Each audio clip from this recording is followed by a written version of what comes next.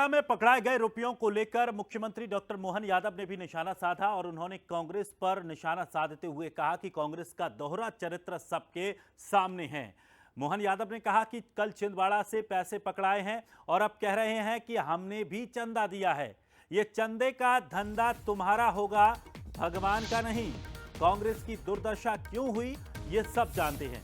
तो सीएम मोहन यादव ने भी अब निशाना साधा है। छिंदवाड़ा में जो पैसे पकड़ाए गए उन पैसों को लेकर कांग्रेस को निशाने पर लिया। क्या कुछ कहा, सुनिए। लेकिन ये कांग्रेस की दुर्दशा क्यों हुई? कांग्रेस की दुर्दशा इनके कारण ही हुई। ये भगवान राम का उपहास करते थे और आज दुआ कर रहे हैं कि हम जीते। जनता सब जानती, दोहरा चरित्र तो सब ध्यान में आता है, हमने सबने देखा है। और जिस प्रकार से कल पैसे पकड़ाए, कोई दुआ करके रास्ता बदलना चाहता। भगवान राम का वैसे तो जीवन भर विरोध करते रहिए और कह रहे चंदा हमने भी दिया, तो भगवान केवल चंदे के भूखे हैं क्या? ये चंदे का धंधा तुम्हारा होगा, भगवान का नहीं। अपने आप में गिरेबान में झांक करके देखो कि आपके कर्म कैसे हैं कि जनता आपके साथ जाना नहीं चाहती है। तो वहीं छिंदवाड़ा में कैलाश विजय वर्गीय लगातार मोर्चा संभाले हुए हैं और उन्होंने इस दौरान बंसल न्यूज से भी बातचीत की है और उन्होंने नकुलनाथ पर हमला किया है। नकुलनाथ के हेलीकॉप्टर और घर की जांच कराने की उन्होंने बात कही। कांग्रेस नोट और शराब से छिंदवाड़ा जीतना चाहती है, उन्होंने ये आरोप भी लगाया और उन्होंने साफ तौर पर कहा कि बीजेपी निर्वाचन आयोग से शिकायत करेगी। छिंदवाड़ा को संवेदनशील लोकसभा क्षेत्र घोषित कराए जाने की भी बात उन्होंने कही। तो आपको बता दें कि राष्ट्रीय अध्यक्ष का दौरे को लेकर भी उन्होंने टिप्पणी करते हुए कहा कि यह दौरा ऐतिहासिक होने वाला है। बंसल न्यूज से उन्होंने बातचीत की है, क्या कुछ कहा है, सुनिए। कल एक बड़ी घटना कैलाश जी छिंदवाड़ा में हुई। पुलिस प्रशासन ने कार्रवाई की और कांग्रेस से जुड़े हुए लोगों के पास से बड़ी मात्रा में धनराशि प्राप्त हुई है। क्या है पूरा मामला? आपने भी कुछ बयान दिया था उसमें। कांग्रेस के महामंत्री गिरीश साहू, उनके पास से पुलिस ने लगभग 5 लाख रुपया जब्त किया है और वो सूची भी जिन जिनको बांटना थी वो सूची भी बरामद की है। कांग्रेस का साहित्य भी मिला है उनके पास से।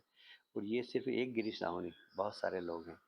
मुझे कोई एक ठाकुर का नाम सामने आया है, वो भी वहाँ पर पैसे बांट रहे हैं।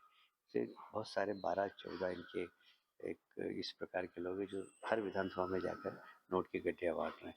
फिर अपने घरों में गांव के प्रधानों को, सरपंच को बुलाकर लिफाफा दे रहे हैं।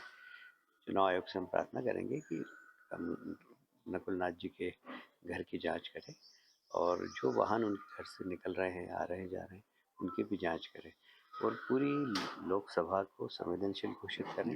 जिस तरीके से वे लोकतंत्र की हत्या कर रहे हैं, तो यहाँ पर निष्पक्ष चुनाव नहीं हो पाएगा। आप कह रहे थे कि ये लोकतंत्र पे नोट तंत्र हावी हो रहा है, तो छिंदवाड़ा कांग्रेस का गढ़ है। अब भाजपा क्या स्टेप करेगी?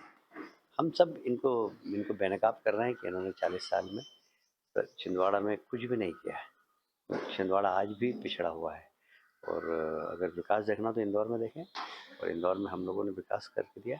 इंदौर के कंपटीशन में छिंदवाड़ा की खड़े होने की क्षमता है, पर उस क्षमता का उपयोग नहीं किया गया। सिर्फ वोट की दुकान बनाकर उन्होंने वोट लिए और जाकर दिल्ली में बैठ गए। हेलीकॉप्टर से आते हैं, हेलीकॉप्टर से जाते हैं। आज तक पिछले 50 वर्षों में यहाँ की मिट्टी का कोई भी नौजवान लोकसभा में नहीं गया। इस बार छिंदवाड़ा की मिट्टी का व्यक्ति लोकसभा में जाएगा। छिंदवाड़ा कैलाश जी, आज जेपी नड्डा जी पहुंच रहे हैं, अमित शाह जी का भी पहुंचने का प्रोग्राम ऐसा बताया जा रहा है कि 16 को आ रहे हैं। क्या तैयारी है?